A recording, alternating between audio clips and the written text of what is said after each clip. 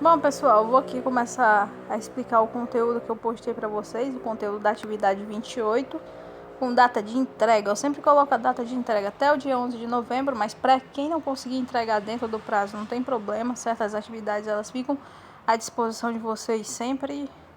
Então, por mais que vocês entreguem atrasado, eu vou tentar sempre acompanhar, ver quem está entregando atrasado, quem está entregando em dia, não tem problema nenhum, certo? O importante é que façam a atividade. O importante é que vocês façam a atividade. Aqui eu coloquei em anexos 3 arquivos, certo? O primeiro é a atividade de vocês, a atividade da semana. O segundo, um vídeo do YouTube, certo? Geralmente esses vídeos do YouTube são muito mais bem feitos do que o que a gente mostra para vocês, porque eles trabalham com estúdios, então é muito mais, o vídeo é muito mais bacana. E aqui embaixo tem um PDF, certo? Um PDF com um slide que eu disponibilizei para vocês, um slide muito melhor do que o da semana passada, mais ilustrado, mais colorido e mais explicativo, e que eu espero que a maioria, pelo menos, pare um pouquinho para ler o conteúdo desse slide, certo? E guarde no celular, né, se porventura for usar ele para alguma coisa no futuro. Mas enfim, tá aqui os comentários da turma. Jefferson, Luan e Ninja ZX. Mas enfim, vamos começar a explicação do slide, certo? O sistema respiratório, semana passada a gente tem um vídeo já publicado na plataforma da última semana falando sobre o sistema respiratório, sobre quais são as funções do sistema respiratório. Qual é a principal função do sistema respiratório, pessoal? É a captura de ar, no caso de gás e oxigênio, para o nosso corpo, certo? Então, a principal função do nosso sistema respiratório é o quê? É capturar o gás e oxigênio e levá-lo até as nossas células. Está aqui a imagenzinha da célula, certo? Ó, na qual ela precisa de quê? Ela precisa de glicose, que glicose, para quem não sabe, é açúcar. Ela precisa de açúcar e precisa de oxigênio. Para quê? Para realizar as funções que ela realiza. E ela libera sempre gás carbônico, libera sempre água, mas também absorve água e energia, certo? Ó, mas essa parte aqui a gente fala depois dela. O que a gente vai falar agora é sobre o quê? O caminho percorrido pelo ar no corpo. Ó. O ar, pessoal, como a gente já falou no último vídeo, ele entra por onde? Ele entra pelo nariz. Passando pelo nariz, ele vai fazer o quê? Ó, vamos seguir aqui o caminho traçado pelo autor do slide, certo? Ó. Ele vai passar pela laringe, traqueia, brônquios, bronquíolos e chega aos alvéolos pulmonares. A gente vai ver aqui a imagem aproximada, ó. O nosso nariz. Atrás do nosso nariz existe uma cavidade chamada cavidade nasal, ó. Cavidade nasal. Onde é que fica a cavidade nasal? É esse espaço todo rosado que tem aqui, ó, que eu tô mostrando para vocês. Tudo isso em rosa é chamado de cavidade nasal e ela fica localizada ali por detrás do nariz, certo? O ar, ele chega à cavidade nasal, desce pela faringe, ó. Localizem aí a faringe na imagem. Para onde é que essa seta de faringe está apontando, certo? Para essa regiãozinha do pescoço, certo? Ali na altura do queixo. Abaixo, depois de passar pela faringe, ela vai passar por onde, ó? Pela laringe, né? Faringe e laringe são muito parecidos os nomes. Faringe, ela já fica mais embaixo, ela fica realmente no pescoço. Entre o pescoço e o peito, ó. A faringe fica entre a cabeça e o pescoço. E a laringe, ela fica onde? Entre o pescoço e o peito. Ou seja, a faringe, ela vem antes da laringe. Depois da faringe, ó, o ar, ele desce pela traqueia. Da traqueia, ele vai chegar aos brônquios, que são esses ramos, ó, que tem, ó, brônquio, tá apontando só para um brônquio, mas são 2 brônquios, certo? Ó, um ramo para cada pulmão. Vou mostrar para vocês, ó, tá aqui esse tubo branco do meio, é a traqueia, ó, tá aqui a seta apontando, ó. Traqueia, seta apontando para ela. E esses 2 ramos que saem da traqueia são chamados de brônquios, certo? Ó, como aqui eu tô apontando somente para um brônquio, ela é brônquio no singular, ou seja, um brônquio sem S. Mas se a gente for falar dos 2, né, do ramo, ele é chamado de quê? De brônquio, certo?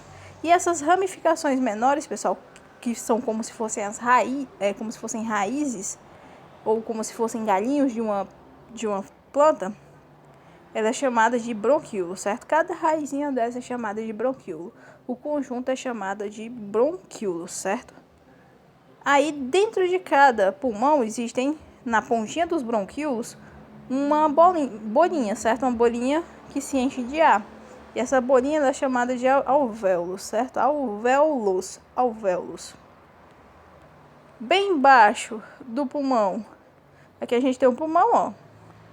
Os dois pulmões, que são o conjunto de alvéolos, bronquíolos e brônquios. A gente tem um músculo chamado diafragma, que depois, outra oportunidade, a gente vai assistir também um vídeo mostrando como é que é o funcionamento do diafragma, certo? Durante a revisão. Aí aqui, ó, quais são as estruturas do sistema respiratório humano? Vai falar aqui, as cavidades do nariz são forradas por um tecido cheio de cílios e cobertas por muco. Ou seja, toda essa regiãozinha aqui é cheia de pelinhos e que muco, aquela sujeirinha que sai no nariz, pronto. Essa parte aqui mostrada no rosto da menina, né, as fossas nasais, elas são cobertas por esse muco, certo? Ó, com a finalidade de quê? De não ressecar essa região. Aí pronto, ó, são os locais de entrada e saída do ar do organismo, que querendo ou não, onde é que a gente vai encontrar ar entrando e saindo o tempo inteiro do nosso organismo? É no nariz, certo? Ó. É por meio do nariz, certo? Ó. Qual é a função das fossas nasais? A gente já falou no vídeo passado, é aquecer, umidificar e filtrar o ar. Então a gente segue aqui a próxima imagem. Essa imagem aqui, pessoal, ó, fixem bem na cabeça de vocês, ó. Isso aqui são as fossas nasais. Nem precisa pensar muito. Ó, seguindo aqui, ó, estruturas do sistema respiratório, faringe. A faringe serve de passagem tanto para o alimento quanto para o ar. Ela termina em um tubo curto chamado de laringe. Podemos dizer que é uma cavidade comum ao sistema digestório e respiratório. Se vocês lembrarem, da última vez quando a gente estudou o sistema digestório, a gente estudou faringe e laringe também. Porque faringe e laringe são dois órgãos comuns ao sistema digestório e ao sistema respiratório. Ou seja, elas trabalham para os dois sistemas, tanto para o sistema digestório quanto para o sistema respiratório, certo? Ó, tá aqui a faringe, ela fica aqui nessa região entre a boca e o nariz. Tá aqui faringe, o nome faringe, e a seta apontando para onde fica localizada a faringe. A faringe ela fica mais ou menos aqui entre a boca e o pescoço. Essa região localizada entre a boca e o pescoço, certo? Não tem um órgão específico, é uma região. Assim como as fossas nasais são uma região, a região aqui por detrás do nariz, a faringe do mesmo jeito, essa região entre a boca e o pescoço. Ó, tá aqui outra imagem mostrando a localização da faringe, ó. É uma região, certo? Uma região do nosso pescoço. Aí pronto, a laringe, ela tem duas estruturas muito importantes. Uma chamada epiglote, que ela faz o bloqueio da entrada de alimentos no sistema respiratório. E as pregas vocais, pessoal, que vão ser as responsáveis pela produção da nossa voz, certo? Durante o quê? A passagem de ar pela laringe. Então pronto, ó, tá aqui mostrando a laringe, ela já fica entre o pescoço e o peito, certo? Ó. E nessa regiãozinha que a gente consegue tocar e que a gente sente vibrar, tremer enquanto a gente fala, ela é chamada de quê? É a região onde ficam localizadas as pregas vocais, ou seja, é nessa região em que a nossa voz, ela é o quê? Produzida, certo? A região onde a nossa voz é produzida. Tá aqui outra imagem mostrando, ó, a epiglote, que fica aqui mais ou menos abaixo do queixo, que é a região onde quando a gente engole, a gente sente ela dobrar. Se você tenta engolir água ou a saliva, qualquer coisa que esteja a seu alcance, você sente que ela dobra no seu pescoço, certo? Essa região que dobra, ela é chamada de epiglote, certo? E a laringe, ela fica um pouquinho mais abaixo. Lá no tubinho, ó, aqui mostrando a traqueia, que é esse tubo, ó, que parece aquele tubo que a gente coloca os fios de energia por dentro, mas enfim. Tá aqui, ó, a estrutura do sistema respiratório, a continuidade, traqueia, ó. A traqueia, pessoal, ela é formada por anéis, certo? Ó, por anéis cartilaginosos. O que é cartilagem, pessoal? Cartilagem é esse tecido que forma o nosso nariz. Você percebe que o nosso nariz ele não é formado por osso, ele é formado por um tecido mole que a gente consegue dobrar. Do mesmo jeito, a orelha da gente também é formada por um tecido mole que a gente consegue dobrar. Tente dobrar aí um pouquinho a sua orelha, certo? Esse tecido, pessoal, a gente chama de cartilagem, certo? E a nossa traqueia, ela é formada por anéis de cartilagem, ou seja, anéis cartilaginosos. Dentro da traqueia é produzido muco, ou seja, ó, existe uma presença de um epitélio ciliado seria o quê? Um tecido com cílios, certo? Tecidos com cílios com glândulas que produzem muco. O que é esse muco, pessoal? É um muco que quando a gente está gripado, assim, por exemplo, quando a gente não está gripado, ele é produzido de forma controlada, mas quando a gente está gripado, é o muco que a gente joga para fora durante a tosse. É o catarro, certo? É o catarro. O catarro, quando a gente tá gripado, a gente tosse, a gente tosse e coce para fora. É um muco produzido na traqueia e nos brônquios. Por quê? Porque toda essa região, tanto da traqueia, que é esse tubo maior que eu tô mostrando para vocês, quanto dos brônquios, que são esses dois galinhos que vêm depois, essa região ela é toda coberta por um muco, ou seja, por uma gosma mesmo, por uma babinha, que faz com que essa região ela nunca fique ressecada, porque como o trânsito de ar indo e saindo é muito grande, se não fosse esse muco, toda essa região ela ia ficar o quê? Ressecada, certo? Então, qual é a função desse muco? A princípio, é de evitar o ressecamento dessas estruturas, certo? Aí pronto, as impurezas se aderem ao muco e os cílios removem o muco com impurezas em direção à faringe. Da faringe o ar passa para a traqueia, que bifurca nos brônquios, ou seja, além de... Ninguém entendeu nada, né, do que eu falei aqui, mas enfim, além de proteger contra o ressecamento, esses cílios, ó, daqui mostra uma amostragem do tecido da traqueia, certo? Isso aqui é a pele da traqueia por dentro, certo? Existem esses pelinhos, e esses pelinhos eles fazem o quê? Eles evitam que a poeira chegue até o nosso pulmão, ele evita que fungos cheguem aos nossos pulmões. Não só isso, mas outros tipos de materiais que a gente possa inalar, ela também chega, ela evita, assim, existe esse filtro, certo? Isso aqui funciona como filtro, e isso aqui evita que isso aqui chegue aos nossos pulmões, a poeira chega aos nossos pulmões, a fuligem chega aos nossos pulmões, certo? Aí brônquios e bronquíolos, como eu já mostrei para vocês, ó, os brônquios são duas ramificações na porção final da traqueia, que penetram nos pulmões. Então, isso aqui também parece muito com um cabo de baladeira, né, ó? Tá aqui o cabo e aqui aquele V do cabo.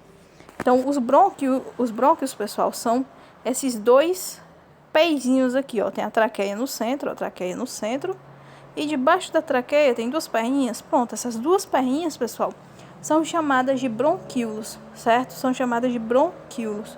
Não, de brônquios, desculpa, são chamadas de brônquios, certo?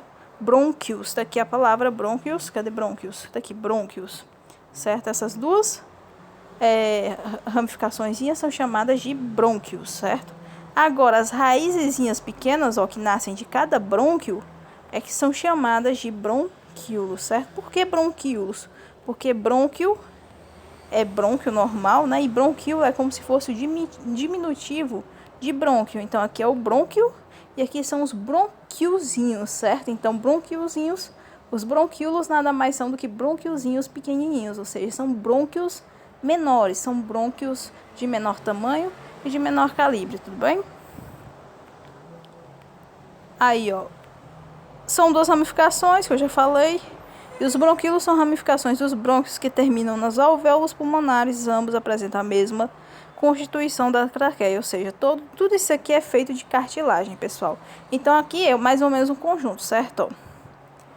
Traqueia, laringe, traqueia, brônquio e bronquíolo, tudo é feito do mesmo material, tudo é feito de cartilagem. Então, é quase como se fosse tudo a mesma coisa. Qual a diferença? Aqui tudo é tubo que leva o ar para os pulmões. O que é a diferença, né, de um para o outro? Por que um se chama traqueia? Por que um se chama brônquio? Por que o outro se chama bronquíolo? Por causa mesmo de localização.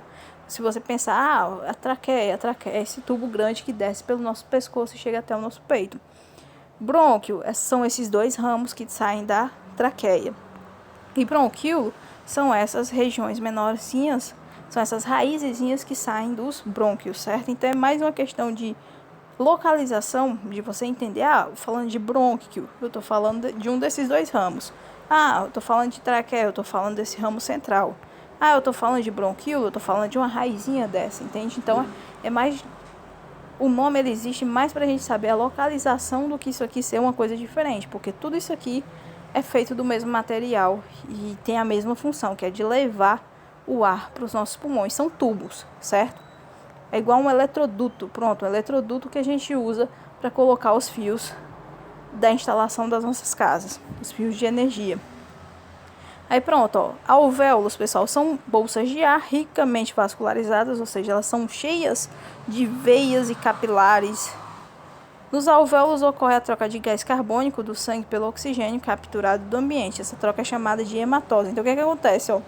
Existem, certo? Ó, vários vasos sanguíneos, certo? Vasos sanguíneos que captam o gás oxigênio e vasos sanguíneos que entregam o gás carbônico. Então, o que acontece? O sangue, pessoal, da gente, ele vai passar todinho nos pulmões. Certo? Ó, durante a respiração, o nosso sangue todinho, pessoal, o sangue todinho, ele vai circular pelos pulmões. Depois, mas o sangue nosso todinho, do nosso corpo todinho, passa por dentro dos nossos pulmões? Ele passa por dentro dos nossos pulmões. E quem é que deixa esse sangue dos nossos pulmões, ou esse sangue do nosso corpo, chegar até os nossos pulmões, pessoal? É o coração, certo? O coração, ele vai bombear todo o sangue do nosso corpo, não todo de uma vez, mas por partes, né? Ele vai bombeando o sangue para o pulmão. O pulmão enche esse sangue de oxigênio e devolve para o coração.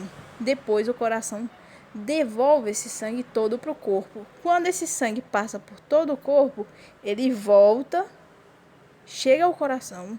O coração devolve esse sangue ao pulmão, o pulmão enche ele de oxigênio de novo e ele volta para o coração de novo para poder chegar ao corpo de novo, certo? Depois a gente vê com mais tranquilidade isso aí durante o estudo do sistema cardiovascular.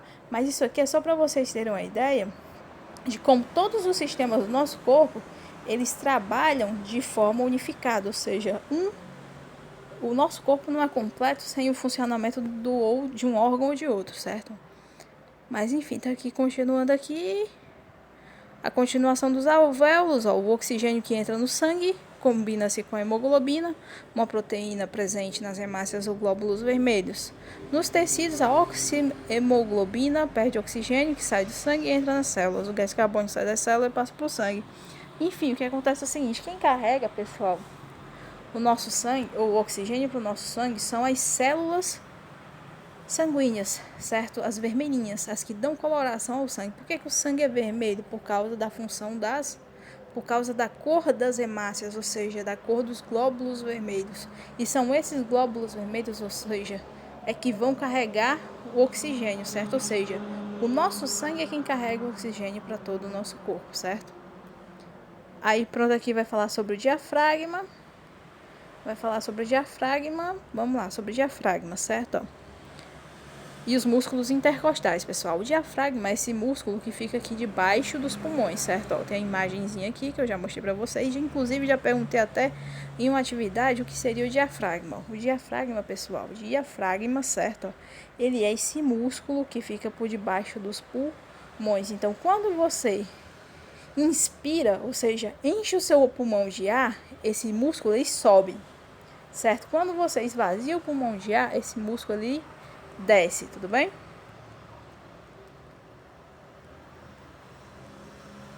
Agora a gente vai continuar aqui. Ó, a entrada e saída do ar dos pulmões depende da diferença entre a pressão atmosférica e a pressão intrapulmonar, qual é criada por ação dos músculos respiratórios. O ar se movimenta do local de maior pressão para o local de menor pressão. O ar entra nos pulmões e sai deles em razão da contração e do relaxamento do diafragma. Como eu já falei, ó, quando o diafragma se contrai, o pulmão enche de ar, certo? Ó, você puxa o ar para dentro do seu corpo, certo? Ó. Então o diafragma está se contraindo. Quando você relaxa, o pulmão se esvazia, certo? Então pronto, ó,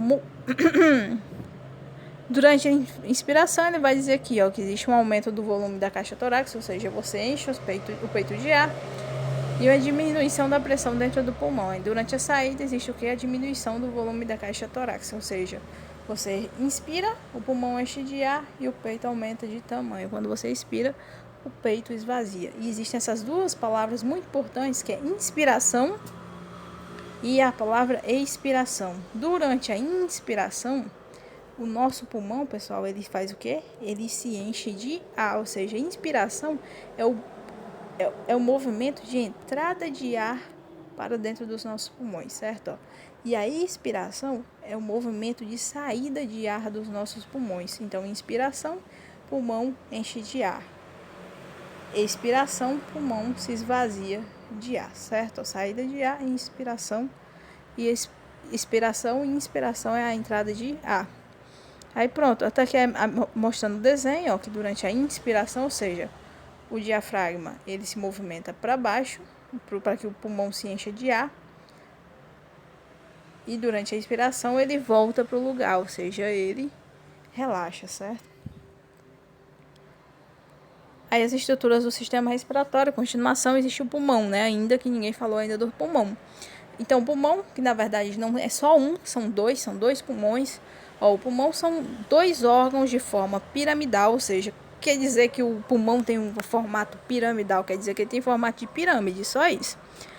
Ele tem uma consistência esponjosa, então para quem já teve a oportunidade de pegar um pulmão, certo? Um pulmão não de gente, mas um pulmão animal, um pulmão de boi, um pulmão de, sei lá, carneiro, porco, alguma coisa assim, ele sabe que o pulmão ele tem o quê? Ele tem